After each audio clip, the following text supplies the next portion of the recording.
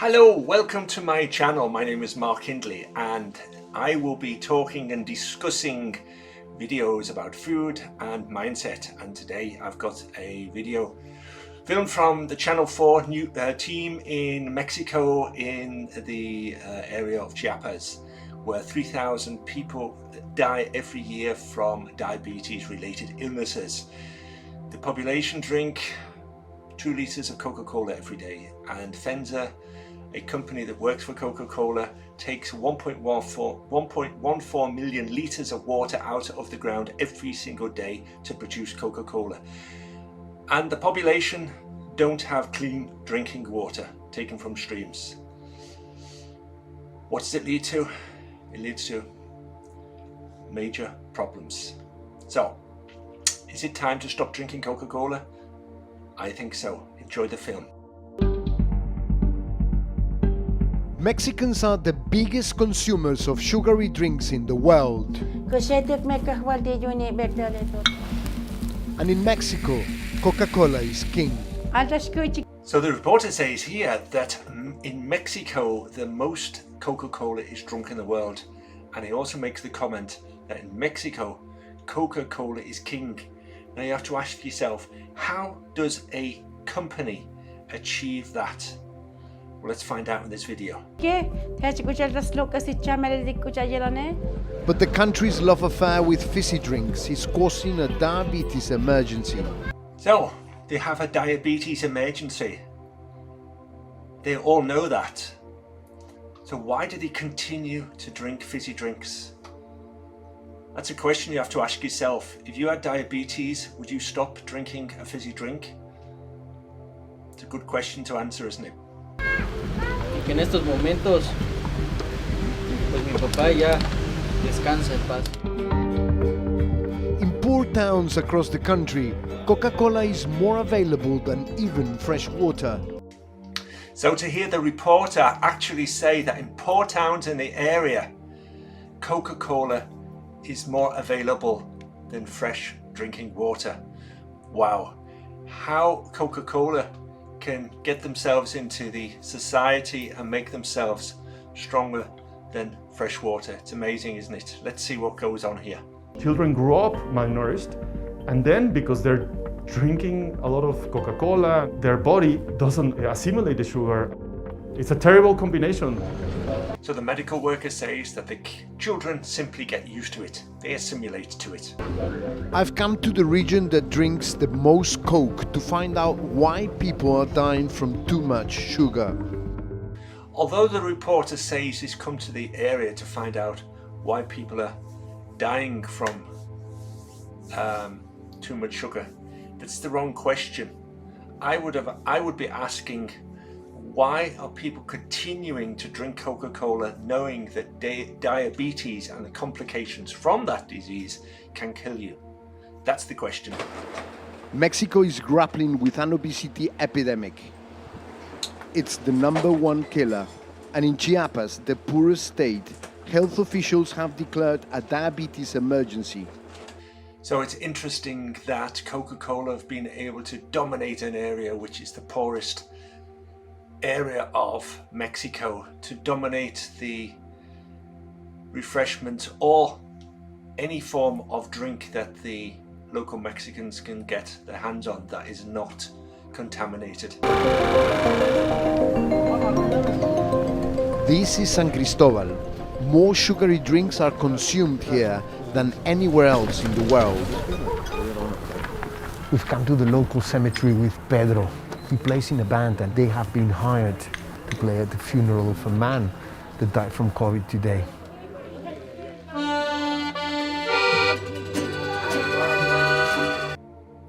So the reporter says that San Cristobal is the epicenter of the world consummation of sugary drinks, and he's with a musician called Pedro who plays at funerals, and he must have a lot of work because 3,000 people die a year in the area from diabetes and the effects of it. He was also diabetic. Pero la diabetes complica los pulmones también. Por la diabetes está descontrolado, se puede complicar de revisar el abdomen y todo eso para descartar síntomas. Aquí en esta comunidad, ¿usted atiende mucha gente diabética? Hay demasiado. Sí. Here in Chiapas, 3,000 people die each year from diabetes-related illness. It's the second leading cause of death after heart disease. So, as the area Chiapas is the poorest area of Mexico, it's most likely we can make the assumption that the education is not of the highest standard as well. So that is another reason why Coca-Cola have been able to get a foothold into the society. In 2010, the Mexican Statistics Agency, INEGI, found that people here drank on average more than 2 liters of Coca-Cola a day. Can you imagine drinking 2 liters of Coca-Cola a day? I find it impossible to imagine. And they do it every single day. I had a 2-liter bottle today in the supermarket in my hand and it was heavy. With one hand, it was heavy. And just that thought. More than 800 liters of Coke in a year.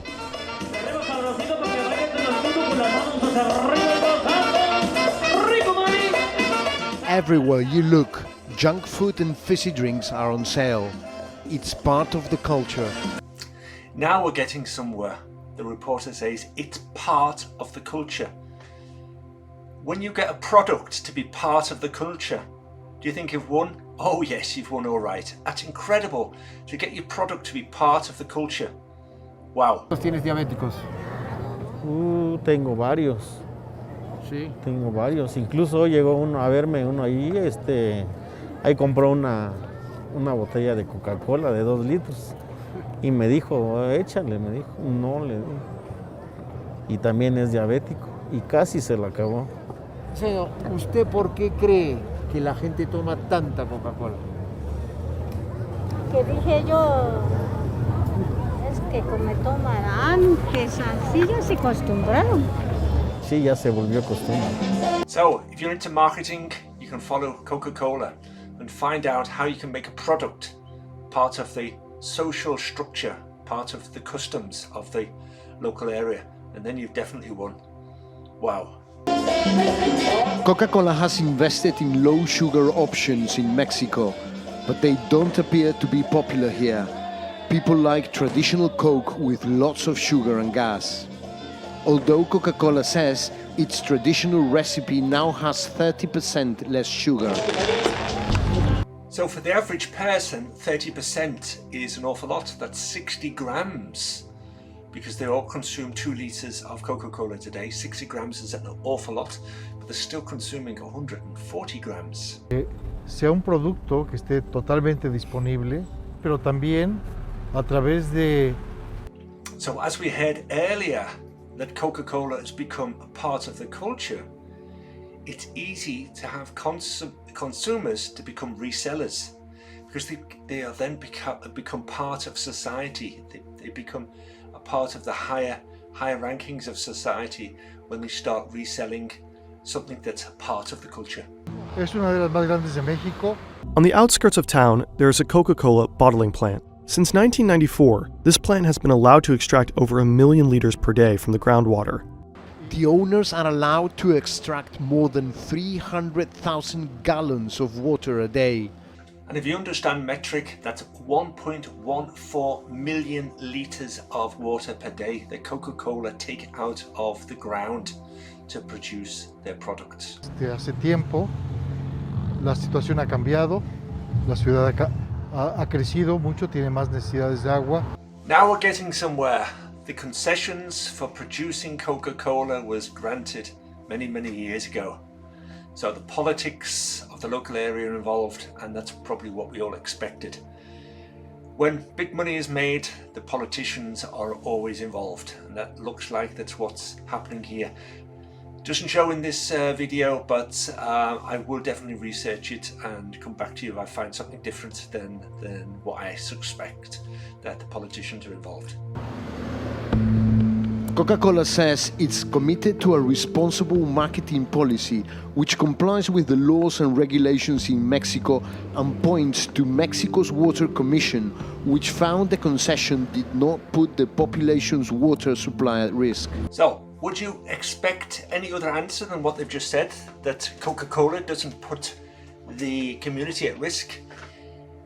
Directly, most likely it doesn't, but indirectly we'll have to look into those factors, and maybe we'll see that later on in this film, what factors are to play. In the 90s, this territory was seized and held by Marxist rebels. I'm on my way to San Andrés La Raizar. It's an indigenous town 1 hour away from San Cristobal de las Casas, and once it was the stronghold of the Zapatista National Liberation Army. Is today, in communities like that, the Coca-Cola is king. So the reporter explains that he's driving to an area outside of the towns which was controlled by Marxist rebels, which is now controlled in another way by the company Coca-Cola. I've been told the local shamans have been using Coca-Cola as part of their religious ceremonies.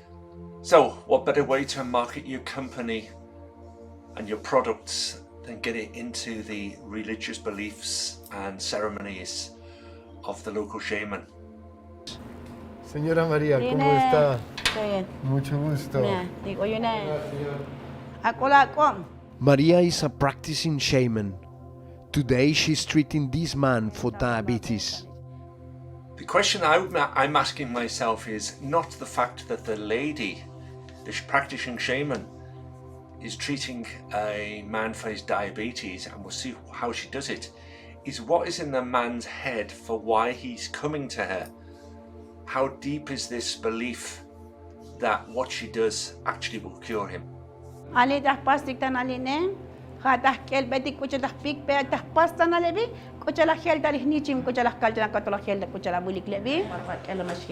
The ceremony is a mixture of Catholicism, mysticism, and involves animal sacrifice. Maria Siliarora Kuchabakol, Sikabakol, Santa Maria, Kahwal Kustoves, Chabunda Bene Malgenele, Chabunda Bene Malgenele, Kahwal Sacometa, Betsacomet. Kushetuk Mekahwalti Juni, Bectale, Kushetuk Mekahwalti Juneta, Kepale Kahwal. But what I find incredible is how she's using Coca-Cola. It's interesting how Coca-Cola could get itself into such a ceremony. The question is, what was the stickiness, the tipping point that brought it into this religious ceremony in the first place? It's a very interesting question.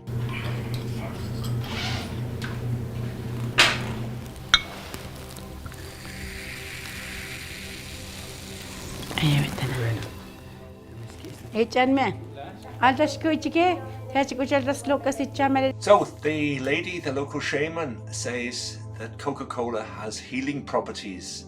You have to drink it to get the benefits. There was a time prior to Coca-Cola where she wasn't saying that. So that is my question. What was it? What was the tipping point that brought that into her ceremony? Now let's find out what that could be. Look at this, right next to the shrine. Maria's own well-stocked Coke fridge. She says she sells about 50 crates a month. So here we have it. We have her practicing her healing properties, giving Coca-Cola, making a ceremony, but she's also a reseller. And we heard that earlier, that Coca-Cola have made their consumers to become resellers. And this way, this lady is reselling, but also is healing at the same time. Why do you think there is so many people with diabetes here? Problematic.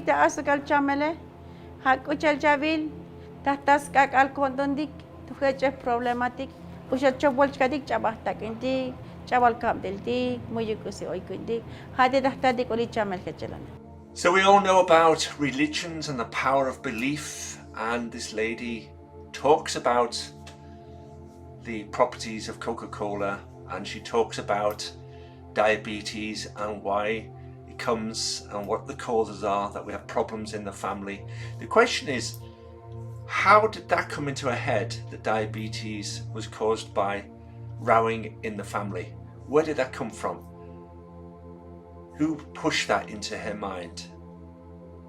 Be an interesting question to find out. Do you think there are a lot of people with diabetes here because they have sugar drinks? Chalik. Alibone da hawashakta 50 años, 51 hasta 51. Alimas o shilok tek elbanaje. Skuch, olor caja li riesca man hudu skuch. Cerveza, pollo, stekel. So, when asked by the reporter whether she thought sugary drinks caused diabetes, she said it was a lie. And that was her reaction. It's dangerous advice. Diabetics need to cut down on their sugar intake.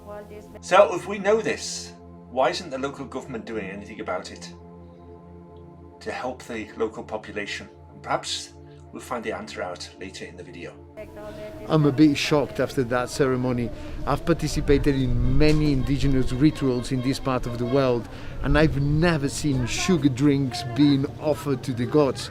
Here, to sell Coca-Cola gives you status in the community. Clearly, sugar drinks are engraved in the culture here. So, an important part of what's going on in the area is what the reporters just said: status. People have a higher status if they resell Coca-Cola. And obviously this lady with her healing treatments and ceremonies is again in that level. And that is what Coca-Cola have been able to tap into. To combat the growing health emergency, Mexico introduced a sugar tax in 2014 that has had some impact on consumption. But critics say money from the tax should have been spent on prevention.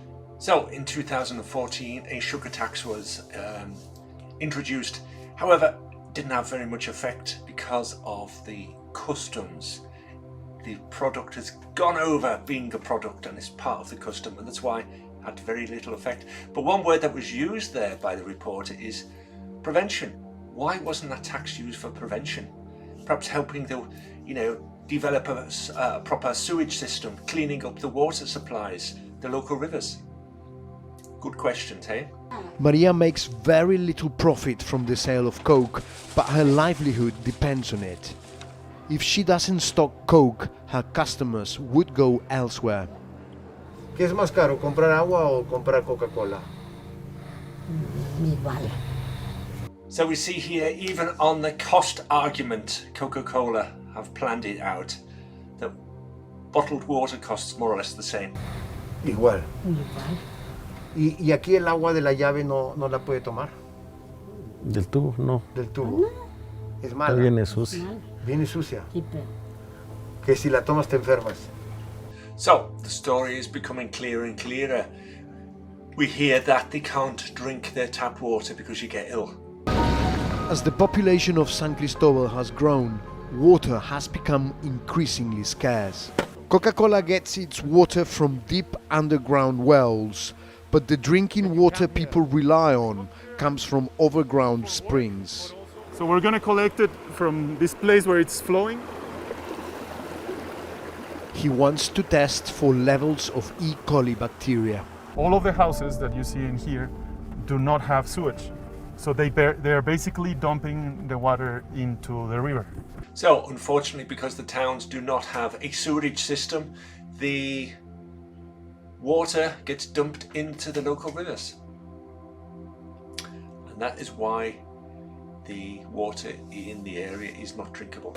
As a water expert, what do you think about the amount of water that Coca-Cola is using? The city really needs to tap to the water that is underneath. Having a plant that has pristine water and you have hundreds of thousands of people in the dry season, they have to deal with a small amount of water, terrible quality. I think that inequality shouldn't exist. So the authorities definitely know that the water quality is not up to standard to drink, yet they allow Coca-Cola with their contracts to take 1.14 million litres a day out of the ground to produce Coca-Cola. And the question is, why is nothing done about it? Is it profit? Is it just that alone? Well, let's see what the rest of the video says. So look at this. Wow. So there was a change in color in all of the pouches, and that means that there's a high concentration of E. coli on the water. This is nasty water. When you add up the problem of the water and the problem in eating and drinking rubbish, what do you have? You know, children grow up malnourished, and then because they're drinking a lot of Coca-Cola, their body doesn't assimilate the sugar. It's a terrible combination.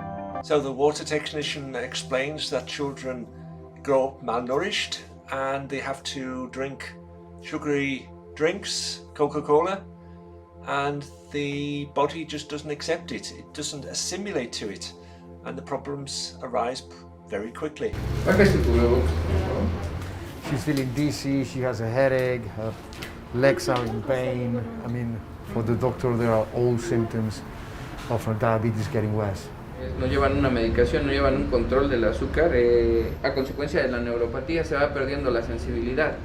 Un golpe, una lastimada, cualquier objeto cortante puede complicarse a una úlcera y llevar a una infección y llegar al grado de una amputación. It's remarkable, even though you can have all these complications, you have a blood sugar test. It's over 300. Yeah? Should be between 70 and 100. Even though you've got the doctor explaining complications that could lead to amputation, people are still drinking Coca-Cola because the brain is addicted to glucose, which is from sugar. And that is the problem. We have to take that away. And that is, when we can do that and not have the addiction to sugar, then the whole problem will be diminished. But that's a big step that will have to take place, otherwise this will go on as a major epidemic.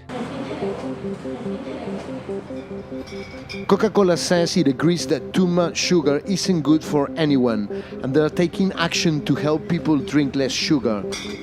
It says since 2018, it has reduced the calories across its Mexico's drinks portfolio by over 25%, including by reducing added sugar content. Wow, what a statement that is. Since 2018, they've been reducing their calories across their whole portfolio, and they're not putting added sugar into their products. They're reducing that. Now that's amazing, isn't it? We're talking about calories. It's just like a motor car company talking about their CO2 emissions from their fleet. They've got cars that really are producing a lot of CO2, and because the fleet has electro cars, then they don't get penalised. The same here with Coca-Cola. I've been here for 3 days, and Pedro has already been to the funeral of 2 people with diabetes. Clearly there's another pandemic here. It's not COVID, it's diabetes. Desde que he estado contigo hace 3 días, ya vas tocando en 2 ceremonias fúnebres. Ahora sí que es como la pandemia, esto no se acaba. Hasta que no se cuida uno, sigue. Sí, lamentablemente pues no entendemos por los malos hábitos, mala alimentación y tomar mucho refresco, muchos azúcares. So Pedro, the musician in the film, talks about bad habits, and that's it. Drinking 2 litres of Coca-Cola every single day is definitely a bad habit. And the whole community need help to get away from that addictive bad habit.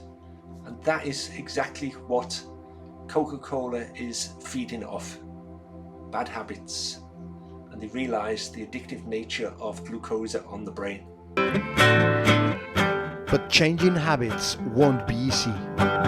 We all know that changing habits won't be easy. But I simply say this: Coca-Cola needs to invest some of their profits into the sewerage system, that the people have an alternative with clean drinking water, that they can choose between paying out money for a sugary drink that's addictive or drinking clean drinking water. Now, wouldn't that be nice if that actually happened? Nice juice. This is also made by Coca-Cola. This community is suffering from a deadly combination of poverty, a lack of basic services, and too much sugar in the diet. If these problems aren't addressed, another generation will be condemned to an early grave. Well, thank you very much for watching the complete video. I have other videos that are going to be coming. This is the very first one of the series. They were going to be shown here or whatever. The thumbnails will appear when they're made. Please bear with me. I work full-time during the day. I am starting my channel, which is supporting my weight loss program, and this is in English, and I, believe it or not, I also have one in the German language as well. If you want to look at that, that's already up and running. Okay, so see you next time. High five and bye.